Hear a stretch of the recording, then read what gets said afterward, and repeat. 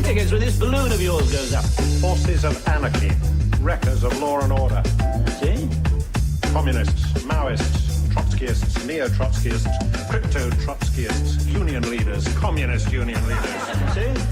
Atheists, agnostics, long-haired weirdos, short-haired weirdos, vandals, hooligans. The government love the government, hug the government. Okay, hi Dan. So you're here to talk to us about Emile Zola today. So the first question is, could you maybe give us a bit of a character sketch of Emile Zola and maybe why you're interested in him and fascinated by him? Well, I came to Emile Zola really because I'm interested in theatrical naturalism. Because naturalism, which emerged in the last third of the 19th century, is kind of the most important, influential theatre movement probably since Shakespeare, maybe since the Greeks, and it's extremely important, and I'm writing a book about it, so I wanted to find out a bit more about the kind of context for it. Zola is very important for that context. So I started reading his novels a bit dutifully, and there's a lot of those there, yeah. Yeah, there's a lot of those, but discovered they were actually completely amazing. So I got very interested in Zola. So a character sketch of him. Well, he's born in 1840, and the reason why I think that's quite important for him, sort of politically and philosophically, is actually what that means is that he's born while France has a constitutional monarchy. When he's 8, there's a revolution that gets rid of the monarchy, and there's a 4-year experiment in a republic, a democratic republic in France, which is then eliminated by a coup. So effectively, his formative years are seeing a brief emergence of a kind of broadly left-wing Republican democratic form of government, and then he spends what we would now call his teenage years under the Second Empire, which is a very conservative, reactionary period of French government and history. Yeah, and the Rougon-Macquart series of novels document that. Exactly. Yeah, 20 of them, I think it is it about, yeah. It is 20, exactly. Yeah. And he basically formulates the idea for the novel of that novel sequence just as the Second Empire, just before the Second Empire collapses. And he starts writing them in 1870 as they collapse, as the Second Empire collapses. And in a sense, part of what the novel is about is trying to say, how on earth did we get to this terrible state? And so that's what the 20 novels of the Rougon-Macquart kind of do. So it's like, why does France get effectively messed up? Yeah, and also because, the Franco-Prussian War, which is the immediate cause of the collapse of the Second Empire, was meant to be France would kind of, muzzle the bulldog of Germany very quickly, put it back in its place, and in fact the completely opposite happens. Germany collapsed like a souffle, France. Yeah, completely. And in a month, literally they lose a war in a month, which is kind of humiliating by most standards. And it leads to, probably the history of it is still being felt, in a sense. The French-German axis in Europe is still partly about that rivalry at the time. But certainly the Third Republic, which is the form of society that replaces the Second Empire, is absolutely haunted by basically why we should never trust Germany.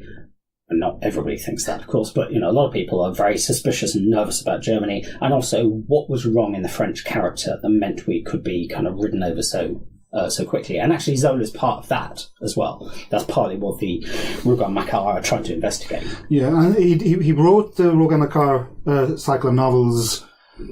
Well, it took him a long time to write it because it's 20 novels, but a lot of it was written after the actual period, so it wasn't like sort of a journalistic impression of the period, or was some of it? No, he writes it between 1870 and about 1893 or 4. So he writes pretty much a novel a year, but the last novel is kind of set in the, I guess, in the early 1870s. So he's always about 20 years behind. Yeah, okay. But, yeah.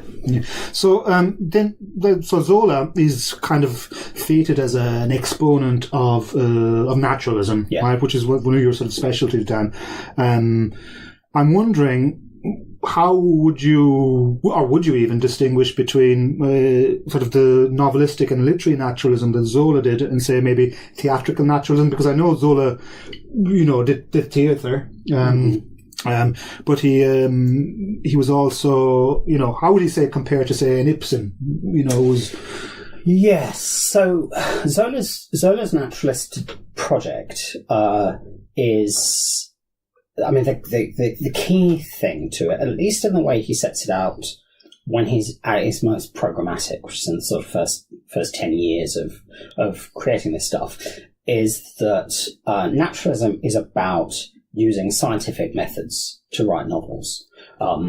And so that distinguishes him from a more general realism.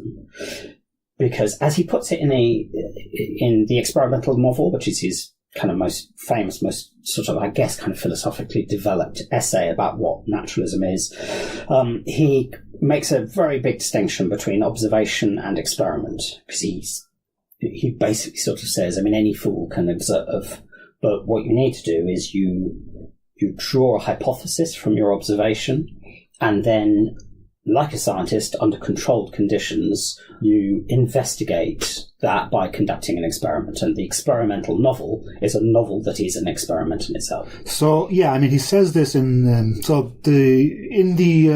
very, very famous preface, I think, to Teresa Racan. Yeah. He gives his kind of manifesto of naturalism. And I think in that he says he compares himself to like a surgeon working on corpses. Yeah. Which is a very sort of evocative image, but it puts him in... He's trying to approach the novel in scientific terms, or that's the novelty. That's his innovation, if you like.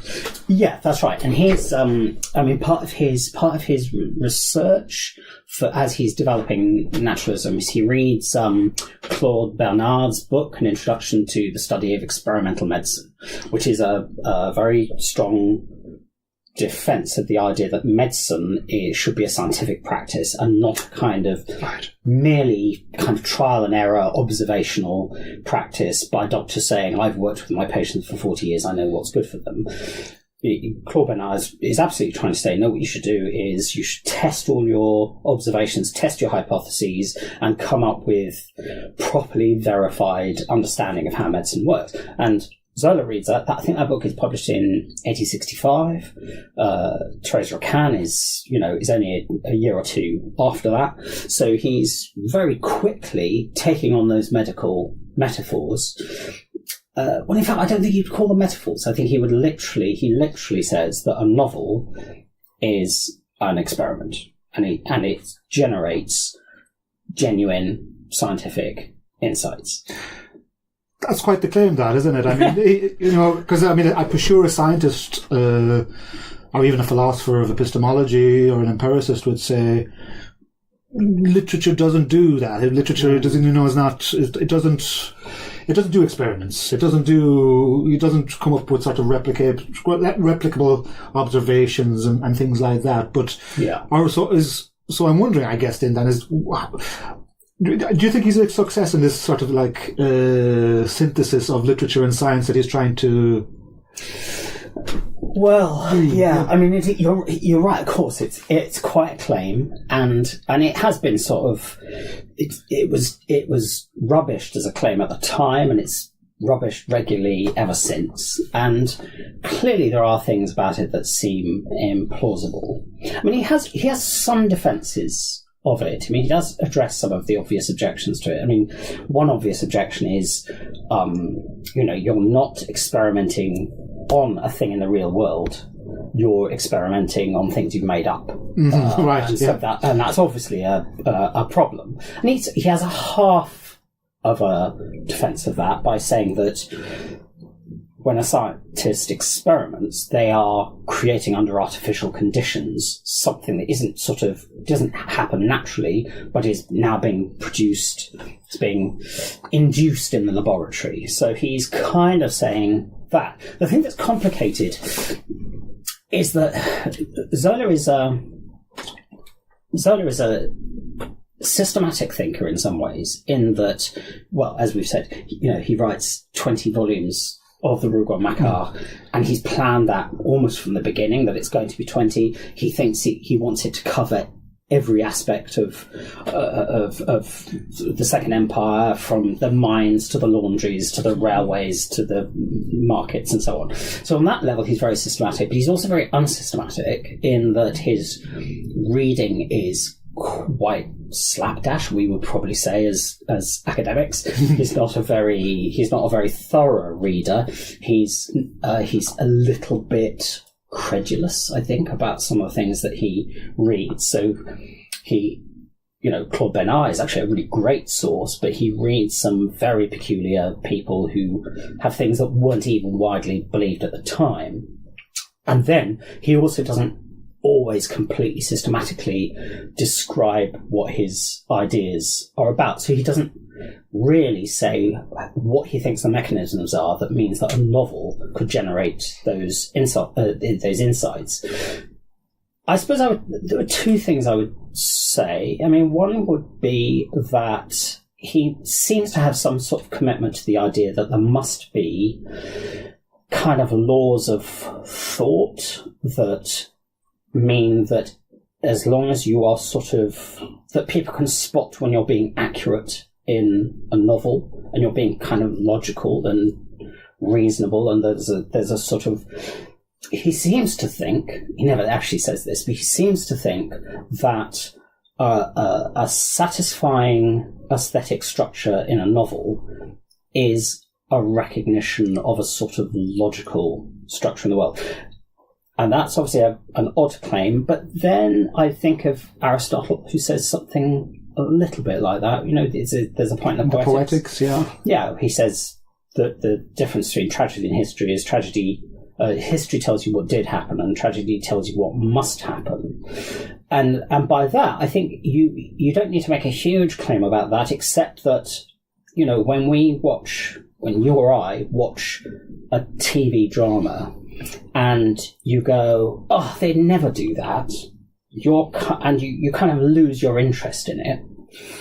That's kind of what Aristotle was talking about, and I suspect that may be what Zola is talking about as well. If we don't recognise the sort of causal truth of a set of relationships, then actually we lose aesthetic interest in it. So that's one thought. And then the second thought, I think, would be that he may have some sort of commitment to the idea that a novel is a bit like a sort of vast thought experiment. That you can test ideas on the kind of test bed of your own mind. Yeah, so that's a good place to talk about your research on naturalism, where you talk about the. You look at sort of Zola in the context of philosophy of mind, I guess, and the philosophy of the theatre. So I was wondering, could you maybe talk to that, or maybe explain what are the sort of philosophical implications of what Zola is doing? I think.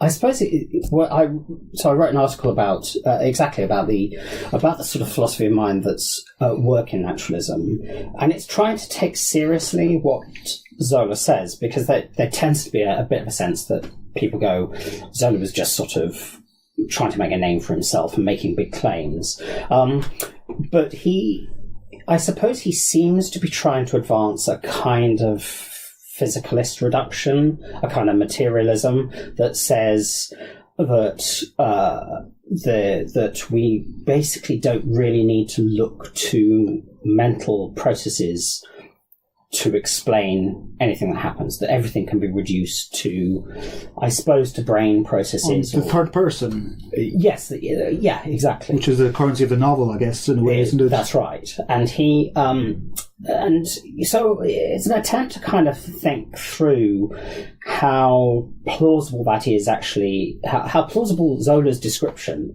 of his novels is as a description of his novels, and of course actually of the theatre as well, the Naturalist Theatre, because one thing I'm doing in the essay is I try and look at a couple of passages from the novels, and it does seem as if mental processes seem to be causally efficient in the way he's describing them. I cite a passage where somebody who plans to kill his wife's husband sees his wife's husband lying there and thinks, I could crush his head right now, I could kill him, but then thinks, oh no, I think I'm going to be discovered if I do that, so I'll do it another time. And that seems to be a process of noticing and choosing and recognizing and so on, that all seem to be kind of mental. Yes, so is it then the case that there's a kind of, in Zola, in these novels in particular, I guess, does the sort of the old philosophical problem of free will and determinism play out in some way? And if so, what is Zola saying about it? Well, the sort of tentative conclusion I come to, and it is really very tentative, is that rather than think that Zola is sort of absolutely defiantly insisting on a kind of physicalist reduction, that we could partly see the naturalist novel as an experiment to see how possible it is to narrate the world with all the kind of richness and thick description that a novel offers, without a kind of recognizable kind of causally efficient notion of the mind, or a kind of a broad sense of the mind as being something that's important to the way we live. And so, in other words, the fact that the novels don't conform to the programmatic statements he makes early in his career shouldn't be considered as a contradiction or a failure, but actually the results of the experiment, that actually they don't seem to quite work, or that physicalist reduction doesn't seem to be a satisfying way of seeing the world. Yeah, I mean, and I guess in addition to that, it just probably dawned on me that, I mean, what is Zola sort of, and the naturalists generally reacting to? They're kind of reacting to 19th century melodrama, in a way. Yes. And that is kind of what these sort of experiments in sort of science and research and archiving and all these things, they're kind of a reaction to that, or trying to bring theatre and literature and novels down to earth a little bit. Yeah, I think there are two aspects of that in a way. I mean, one is theatrically, two kind of the great big movements that precede naturalism, or at least this is how Zola sees it, is Romanticism, kind of in the 1830s, which is very much based on the sort of, a kind of splendid interiority. So it's all about extraordinary figures doing bold deeds and so on. And before that, you have the sort of neoclassical tragedy, so tragedy written very explicitly in emulation of the Greek model.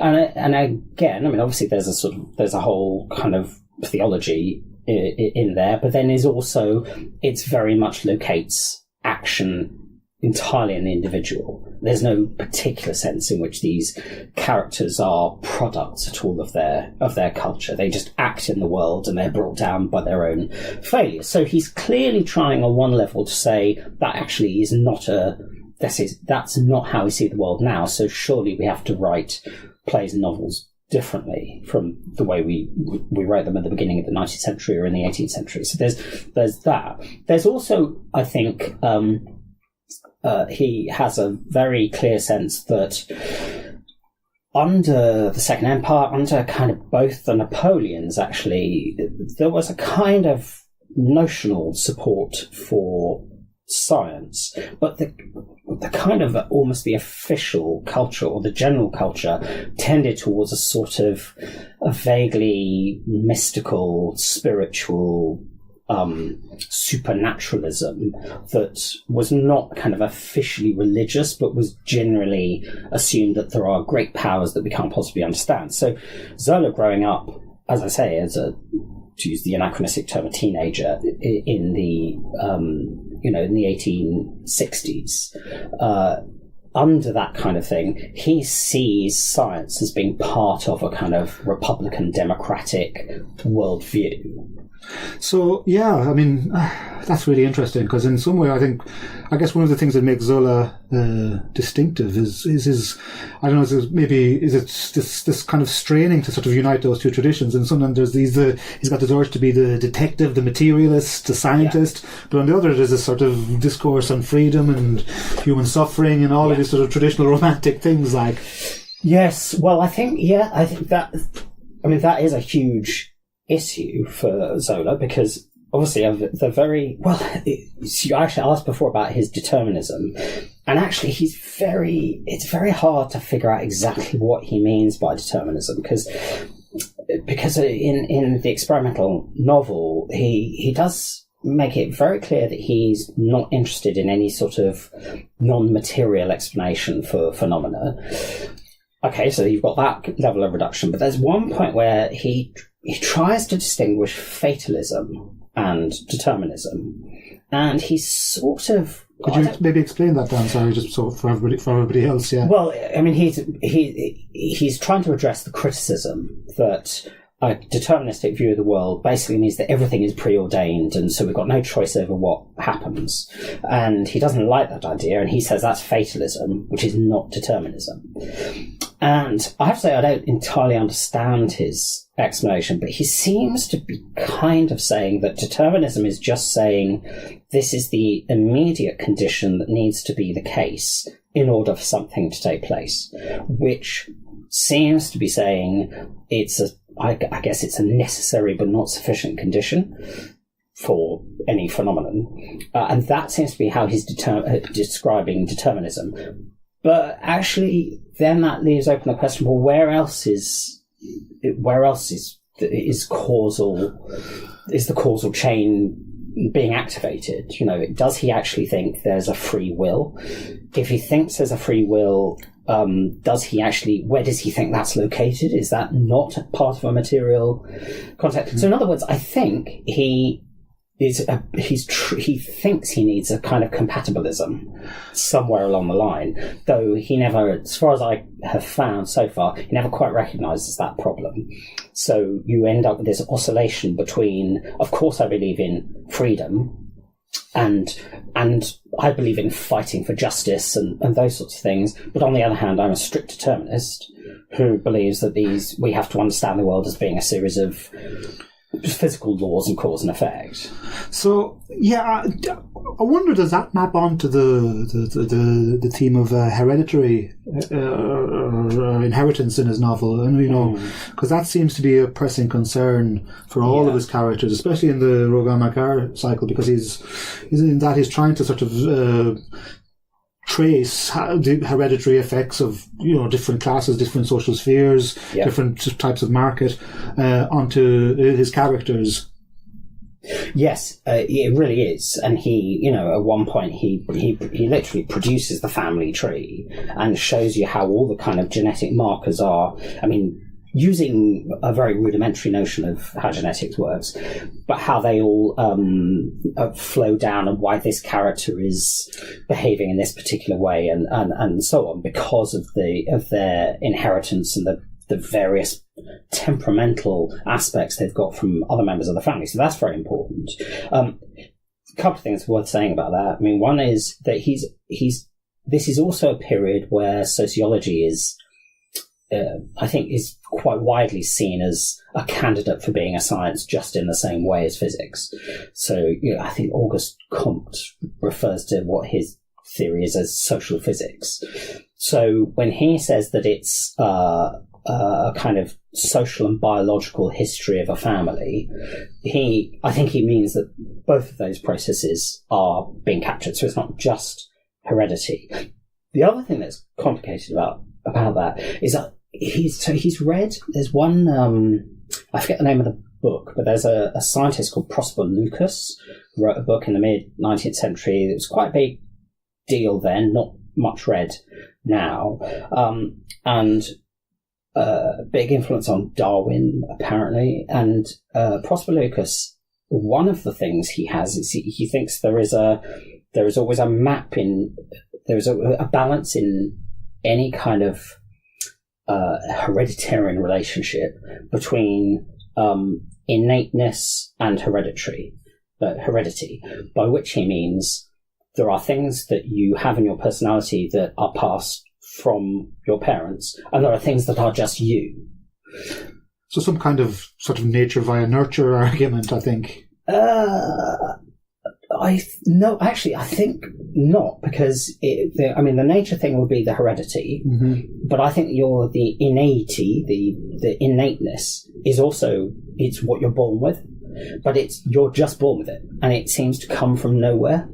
This is at least how Prosper Lucas looked at it. So in other words, there is a kind of non-caused element of your personality, and the thing that's interesting is that in the Rougon-Macquart, there's a character called Dr. Pascal, who is one of the clearest examples of Zola writing himself into the sequence, because he's a very good man, and he has conducted a study of the whole Rougon-Macquart clan and has written about them and traced all their... That's at the end, towards the end of the cycle, is it, as well? That's the last book, but he's actually introduced in the first book as well, and he's talked about in those terms. And what's interesting is this kind of raises a sort of paradox problem for Zola in a way, because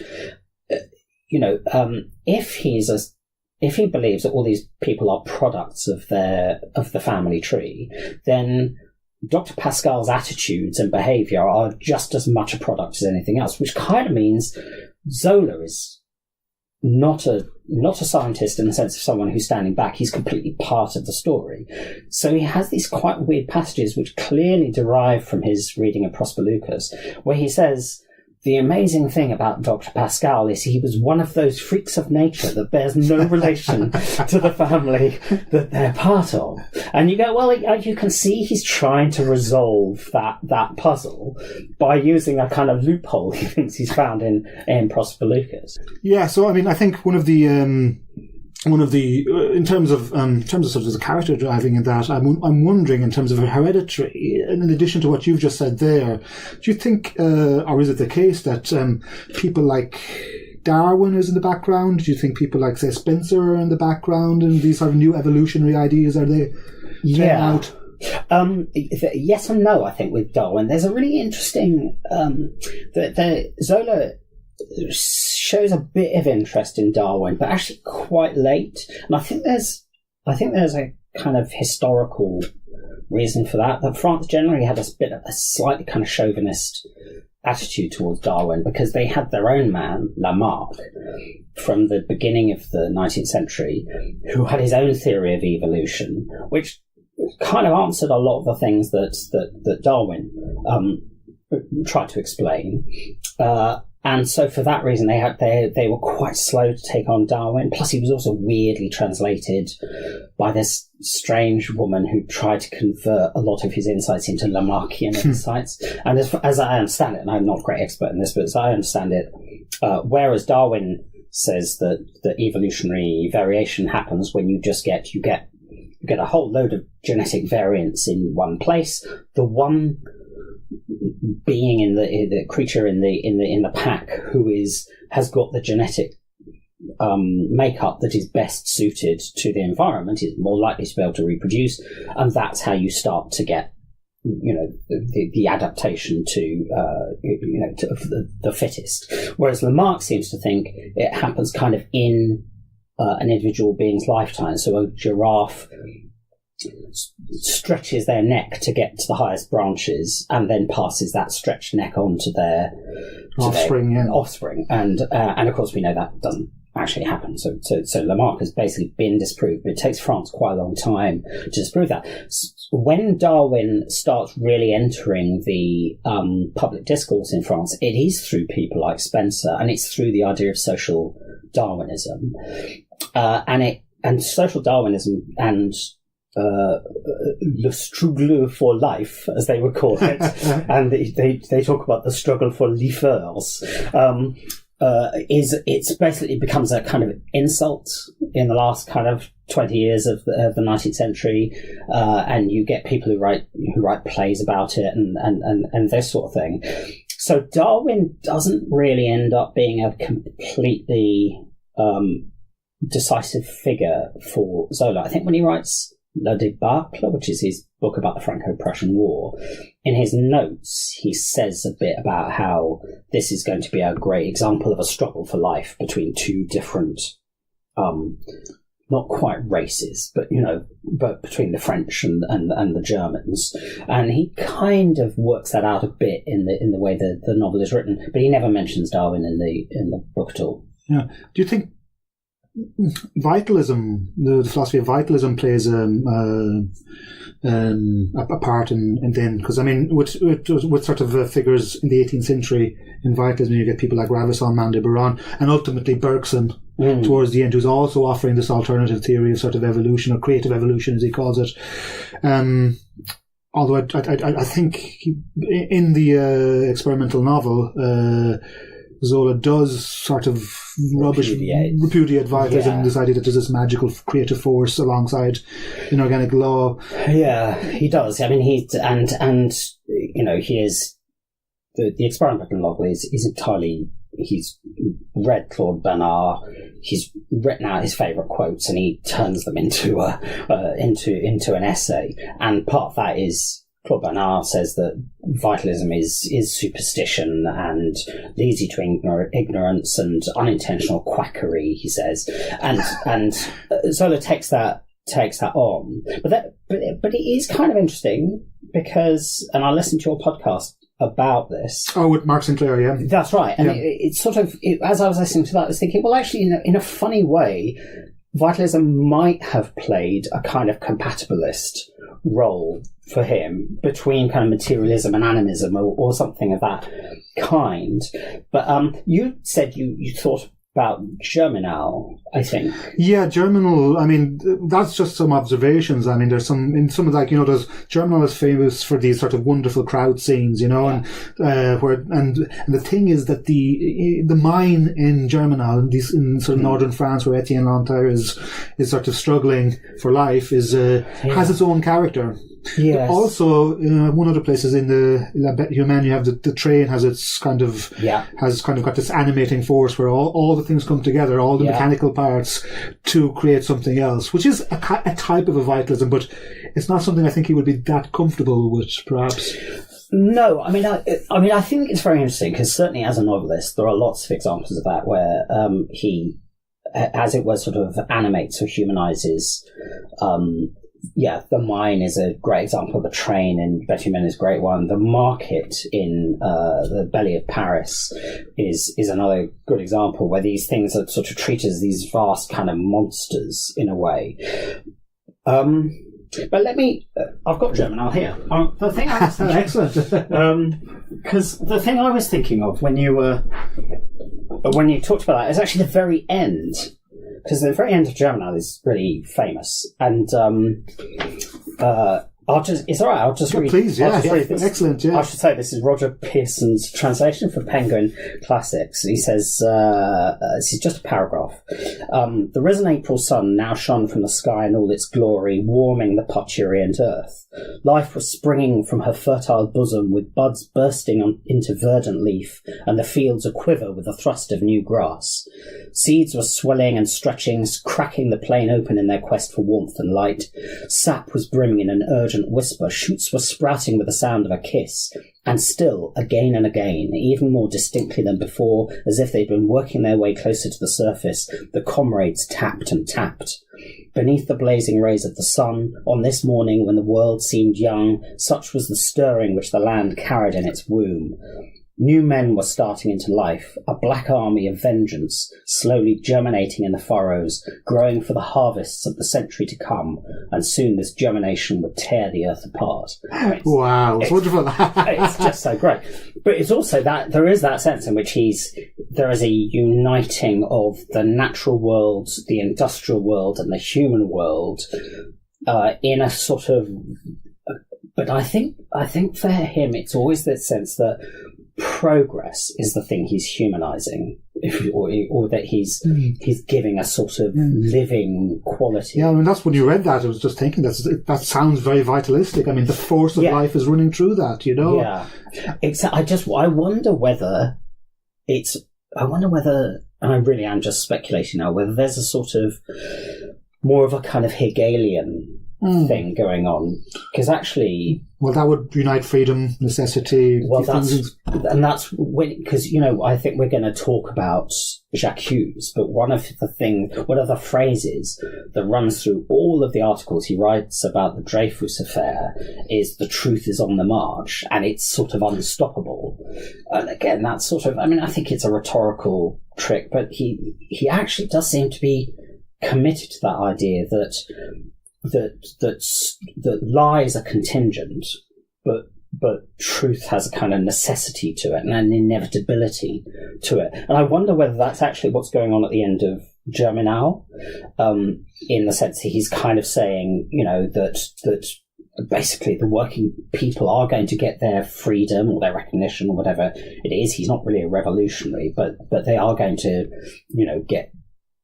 get the kind of treatment they deserve.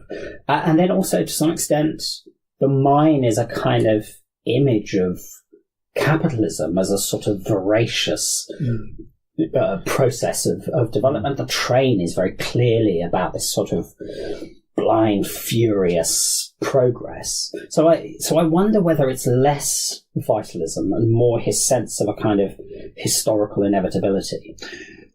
That would be, I think, that's a helpful distinction, given his sort of, his express sort of skepticism around vitalism. Sure. Maybe sort of much what does Hegel says, that ideas are that what drives history. Hegel's not Marx. In Marx, material relations drives history. Yes, that's right. So even in sort of the opening line of Germinal, the opening scene, we've got all these crowds coming up out of the mines, like all these workers, and it's this sort of life, sort of the organic life flowing alongside inorganic matter. So that would, I'm sort of maybe rabbiting on there, but I guess that would seem to say that there is some kind of, he's looking for some kind of synthesis of the organic, the inorganic, freedom, necessity, these type of themes. And I think there's probably something else going on there, which is probably a very distinctive late 19th century concern about crowds, because I think it's actually after Germinal, but Gustave Le Bon writes his book on the crowd, which is where it's a very hostile idea of the crowd rather than the wisdom of crowds idea. Kierkegaard, mid 1800s as well. Right. Yeah. Okay. Yeah.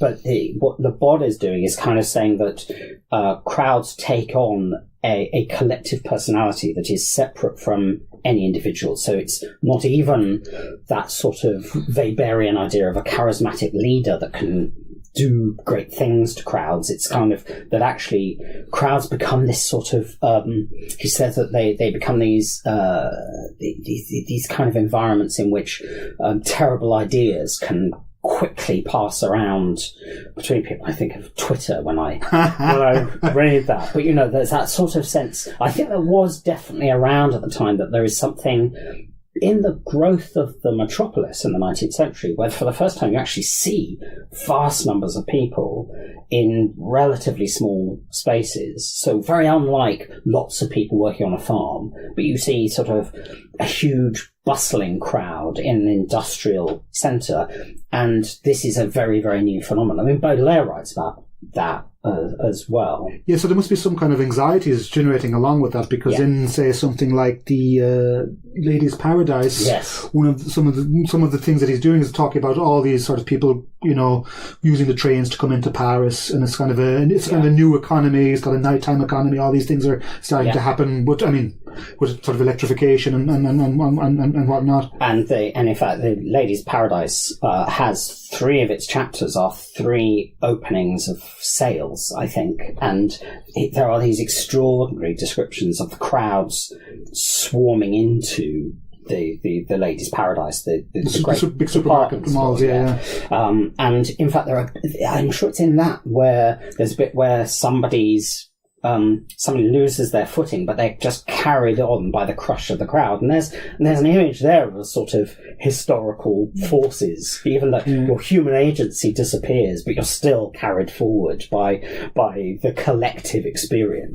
So that would be a good place maybe to talk about Jacques, this very, very famous newspaper article. So Zola publishes this article in 1898 in Aurore, I think that is the thing. And it's, I mean, the title of it says I accuse, basically. So, I mean, this is probably his best known text, you know, outside of, people who are not into his novels or whatever. Everybody might have heard about what J'accuse is.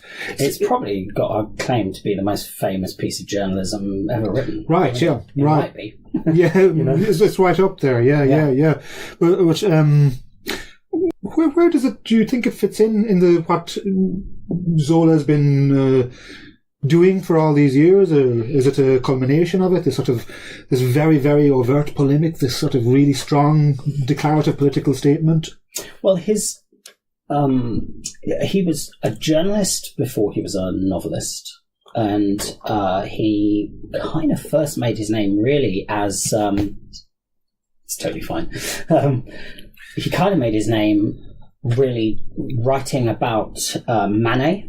And defending the painter Manet, who's in the early 1860s had exhibited Déjeuner sur l'herbe and Olympe, so two of his great, extraordinary works of art that kind of changed arts in the for the last third of the 19th century. And Zola is one of the most important defenders of Manet, and there was a lot of rhetoric in that and a lot of potency and power, and he was an indefatigable journalist all the way through his career, and his manifestos are always very trenchant. But I think the difference with J'accuse is that it's about something very, very specific, and also the stakes are much, much higher. Yeah, so maybe we should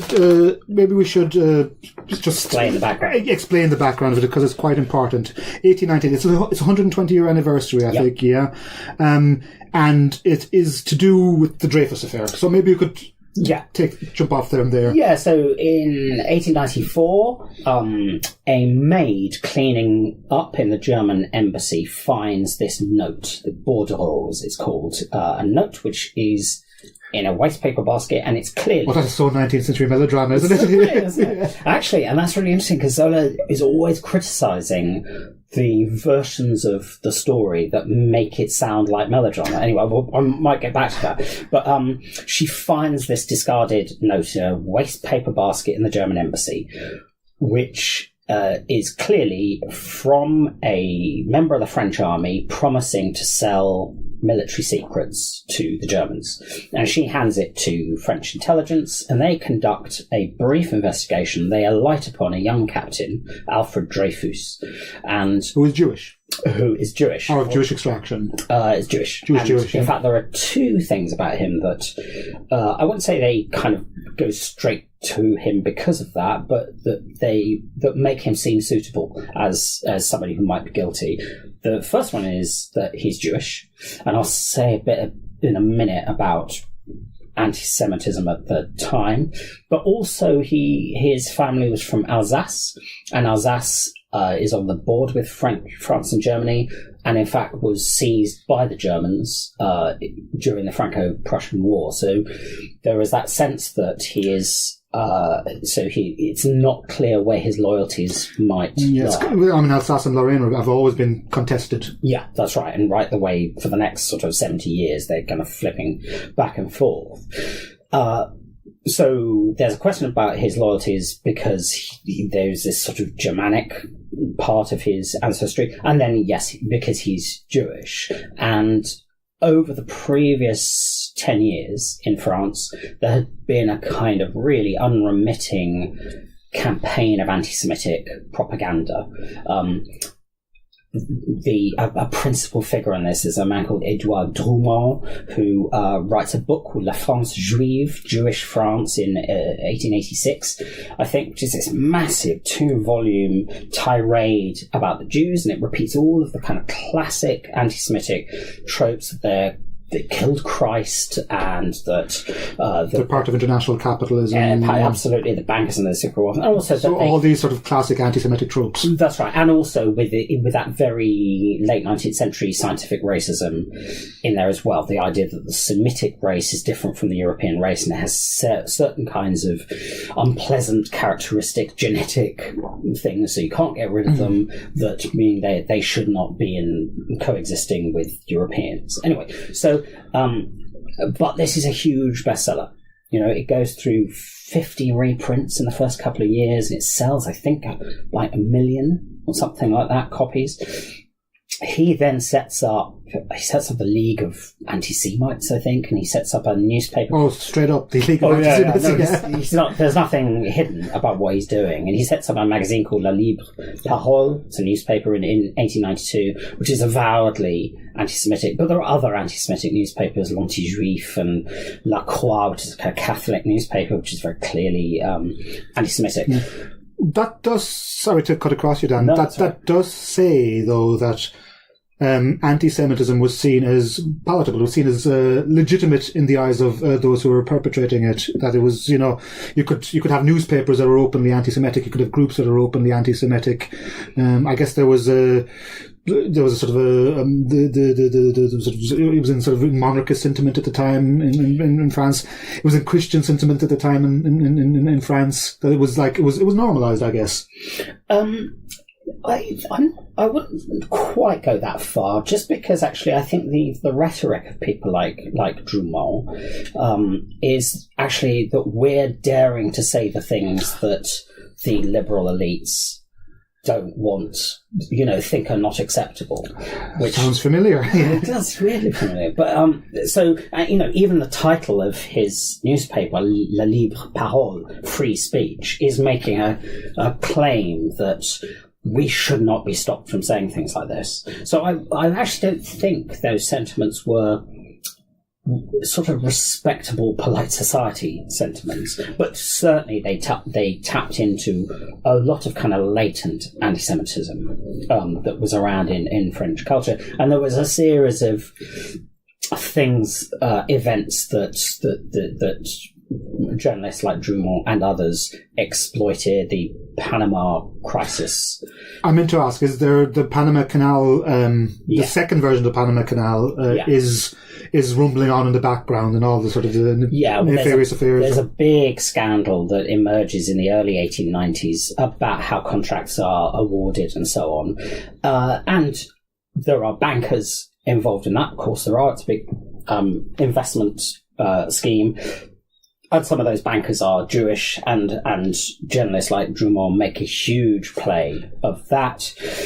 So that appears to legitimize the anti-Semites, and that lays the ground. It just lays the ground for the Dreyfus affair. So basically, they arrest Alfred Dreyfus based on very little. They get him to write out. They dictate to him the contents of this bordereau, this note that was found at the German embassy, and they decide that they think his handwriting was similar enough that it's probably him. He is publicly degraded, which means in the great big forecourt of the École Militaire, his epaulets are ripped off and his sword is broken in front of him, and he's transported to Devil's Island. Which is a sentence of death, effectively. It's a sort of, he is kept alive there, but it's complete isolation, and it's, he's... You're not coming back, basically. You're not coming back, no, absolutely. Yeah. And then it kind of goes quiet for a bit, but then a lieutenant colonel in the intelligence division called Picard, he intercepts a communication. I think I'm getting this about right. A communication to a Major Esterhazy, which is a bit suspicious, and he starts to think, I wonder if Esterhazy could be a spy for the Germans or be leaking secrets to the Germans, and he investigates him and reinvestigates the original Dreyfus case, and realizes that the case against Dreyfus is dreadful and very poor. Yes, we should be clear then. He was ultimately exonerated. Yes, absolutely. So Dreyfus was completely innocent, and Esterhazy is the guilty man, and he tries to pursue it, but the army do not want to change their verdict, so they try and move him out of the way, and then there are some connections with a couple of politicians that try to raise the case in the Senate, but that doesn't go anywhere, and they go to Emile Zola, and the family approach Emile Zola, and he writes a few articles for Le Figaro, and then apparently the subscribers to Le Figaro are so furious that somebody is trying to defend Dreyfus.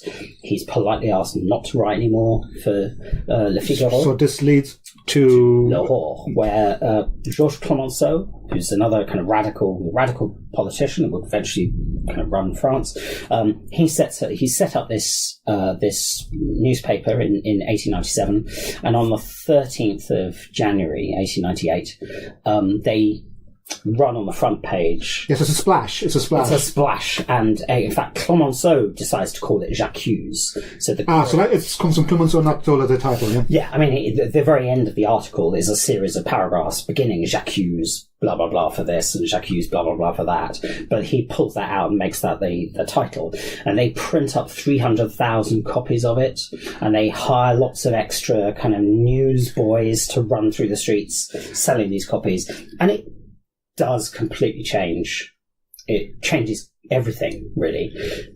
It absolutely infuriates the anti-Dreyfusards, and so in some sense it does a terrible thing. It inflames the anti-Semites and infuriates the army and the government. But it really does act as a focus for the left, for younger people, for Republicans who see it as this is actually an important campaign we have to get behind. Yeah, so I mean, it's brave. It's brave because he is going against the establishment he's going against the military, possibly the monarchy. He's going against sort of the money class, which with interests, you know, and it's particularly brave. The fallout for Zola is very, very negative, isn't it? Yeah. Well, this is unusually polemical even for him.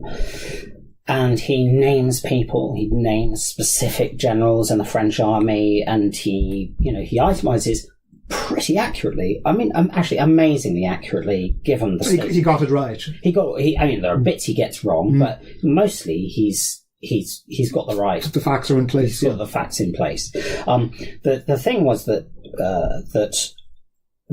Dreyfus's original court-martial, of course, was in private, and then because Esterhazy was named in the press the previous November, they decided to have a court-martial of Esterhazy, and he's found not guilty, and that's the thing that immediately prompts this.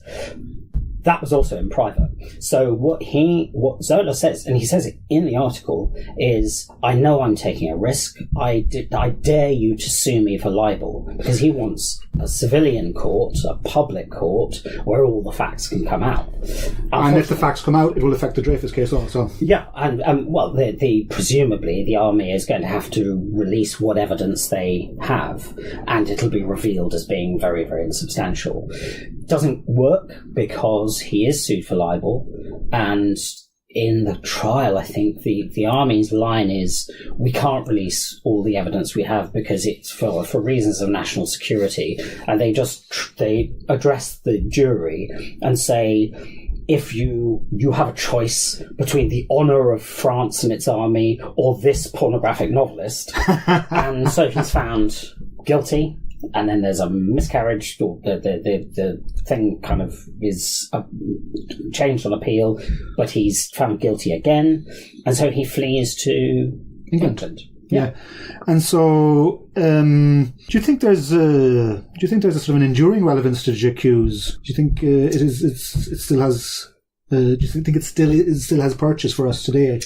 Oh yeah, I really do, and I think it's really interesting. Just preparing a bit for this, I was rereading some stuff about the Dreyfus affair, and I was really struck by some of the ways in which you can poison a public debate, in a sense, and create the kind of polarization that you see in 1898, where, you know, I mean, there are murders, you know, of people on either side.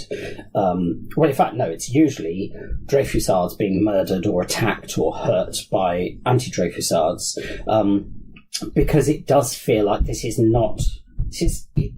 Unfortunately, it's very Brexit-like. It's not a position in which you seem to be able to stand in any kind of neutral position, and everything gets sucked into that polarization. And so people simply, on one side, just do not believe the facts of the other side. And the whole thing is fueled, as I say, by 10 years of anti-Semitism.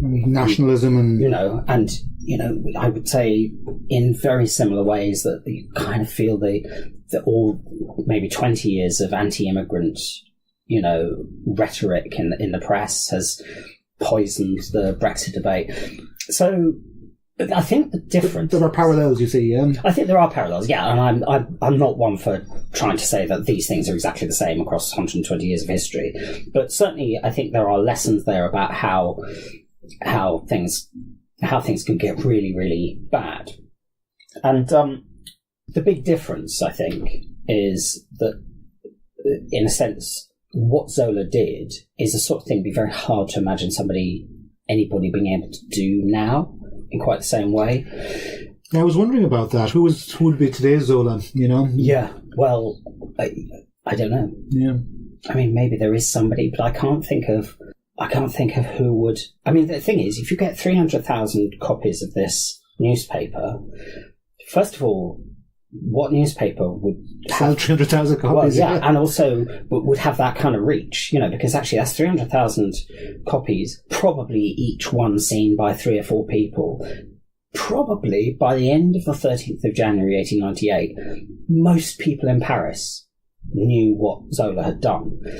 Very hard to... I mean, even if it were a kind of prime-time television broadcast, very hard to think that would happen now. It's also... we have a much more fragmented kind of media to that extent, whereas, you know, you could just put the newsboys out on the streets with all these copies shouting "L'Aurore" and showing the J'accuse front cover, and people will, by and large, be interested. Whereas I don't know how you could do that now, and I don't know who would be able to do that. One thing that obviously is really important about J'accuse, which we haven't mentioned yet, but actually it's a sort of... It marks the emergence of a very distinctive French personality, which is the intellectual. I was about to ask about that, yeah, the engaged intellectual. Yeah. The engaged intellectual, and someone who is credible as an engaged intellectual that shapes public opinion. That's right, and it kind of is. I mean, obviously, there are the word is not invented at this moment, but the word's only been around for kind of 10 years or so, and this is the shaping moment where people understand this idea of a figure who is known for their knowledge, their creativity, their sort of intellectual acumen, making a sort of sudden intervention in public integrity, life. even. Yeah, and integrity as well. Yes, that's right. And the next day in L'Aurore, in fact, over the next 2 days, they print a kind of a sort of an open letter, and which is signed by people like Marcel Proust and Monet and Renoir and so on, which is again criticising failings in the handling of the Dreyfus trial, and that is referred to. It wasn't referred to quite at the time, but it was referred to as the Manifesto of the Intellectuals, and it starts to really get that notion into play. So now, of course, in Britain, we don't have any intellectuals. I mean, or at least sick of experts. Yeah, yeah. Well, we don't seem to have. It's never quite had that currency. Russell, maybe Bertrand Russell, probably. Yeah, that's probably the best. Last, maybe, I think. Yeah. Yeah. You know, and there would be sort of people, I suppose, like A.G.P. Taylor, who might have, you know, but again, not that sense of. Also, what Foucault. Mary Beard, perhaps today. Yeah. Yes, but I don't know whether she has the authority in most people's eyes. Do you know what I mean? Whereas I think there was a certain sense of Zola as, I mean, certainly Yeah, he had an authority, yeah. Yeah, but I mean, and lots of people... Or a moral authority, I guess. For some people. And then for other people, he had the opposite moral authority because he was the great pornographer and the Italian, they used to call him, because... Of course, he was his parents, he was of Italian extraction, And you know, and people thought that La Debacle was far too sympathetic to the Germans, so they basically, lots of people thought he was a traitor and so on. And anti-Catholic as well, all those sorts of things. But nonetheless... He's ticking all the boxes, really. Yeah, that's right. But he had that status. But there's something very specific as well about the intellectual, and this is where Bertrand Russell does really fit into that what Foucault calls the general intellectual. So it's the sort of the public figure who would be called upon to talk about kind of anything, you know, an event in the news, a new Netflix show, you know, a new book has come out, you phone up Jean-Paul Sartre, obviously not Netflix, but, you know, Jean-Paul Sartre absolutely had that sense that he was always in the press talking about anything at all. And again, I don't know that we quite have that sort of thing. Yeah, so he's so this I mean, this is a huge personal cost for him. He goes on the lam effectively. Yeah, he goes on the lam. He lives in England for a period, I think. Yeah, a year or so. I mean, do you know much about that period, that little interregnum? Yeah, well, he lived in sorts of funny little places like Addlestone and Weybridge and near Crystal Palace, I think he was, and he was very unhappy, very lonely. He was writing his book Fécondité at the time, which is a dreadful book. So I don't know. Wouldn't be your favourite, no. It wasn't a good moment for him creatively. And he was, obviously there was a lot of concern that Britain might, if they just found out he was there, they could respond to an extradition request from France. So he has to sort of go in disguise. Well, not really in disguise. He goes under pseudonyms, very poor pseudonyms that he's got. His publisher, Emile Zola. Yeah. Well, it's sort of his publisher keeps sort of saying, you have to, don't talk too much. You don't want people to, don't want people to know you're French. But he spends his whole time complaining about the food and saying you can't get a well-cut suit anywhere and wearing his Légion d'honneur. And you kind of think, how much more French could you be?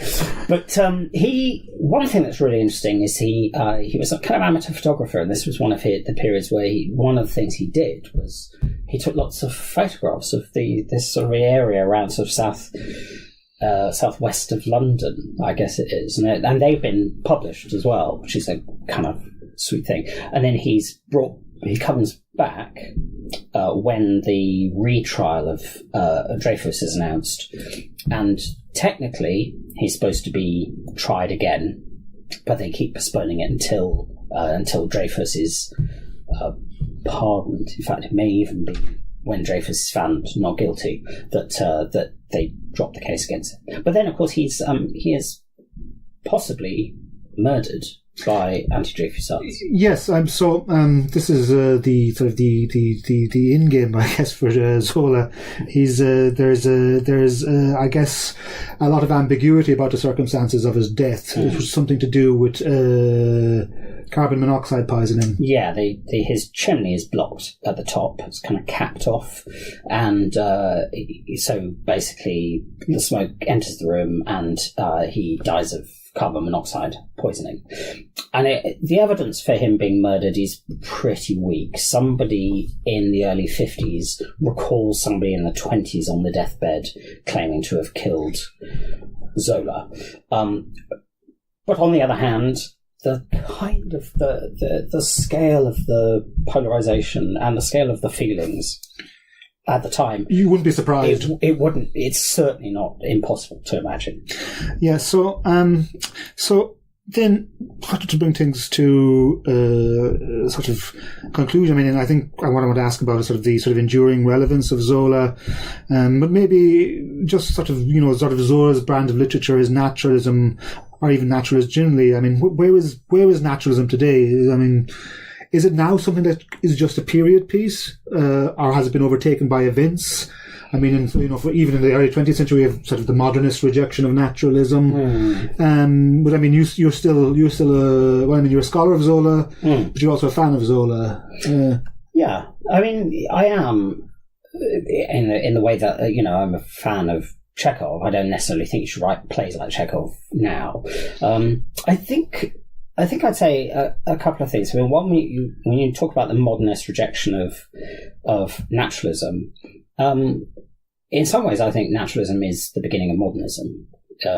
So rather than it being something that's rejected, it sort of invents modernism. So you think sort of modernism is like the say Joyce and Proust are intensifications of naturalism, perhaps, rather than complete breaks? Or at least they take certain aspects of it, which may just be a sort of an experiment with form, a certain relationship to the public, a tendency to write manifestos and this sort of thing, and then you can fill it with other contents, and within that, there's an absolute rejection of naturalism, but nonetheless, the template is there and laid by, certainly in the theatre, maybe more than in the naturalist novels. Certainly in the theatre, naturalism, I think, shows how modernism can work. The thing with Zola is he is, for somebody who writes so much about the novel and culture and politics, the one thing he never does is really explain what the form of a naturalist novel should be. And what I think that means is that I think he effectively thinks the naturalist novel is sort of aesthetically formless, in a sense. I mean, that's not possible, and he'd accept that isn't possible. But I think he really just thinks all I'm doing is responding to nature and setting up my experiment. So if there's form, it's the form of an experiment. It's not the form of some sort of aesthetic ideal. And you can see a line there to someone like Brecht, then, who does all this sort of experiments in alienation. Yes, I think you could, and you can actually see that traced through a lot of modernist work.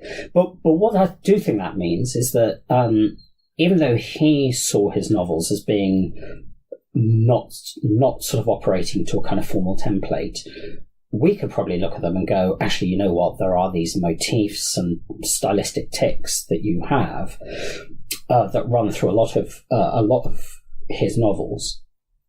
And what that means, I think, is that actually we need to sort of understand that naturalism needs to be kind of disaggregated, because there are certain beliefs that contingently came together in the form of the naturalist novel or naturalist theatre in the 1880s and 1890s, that actually you don't necessarily need those to go together. You don't need, for example, necessarily to have resemblance as the key theatrical method of representation if you want to retain the scientific model of the world, for example.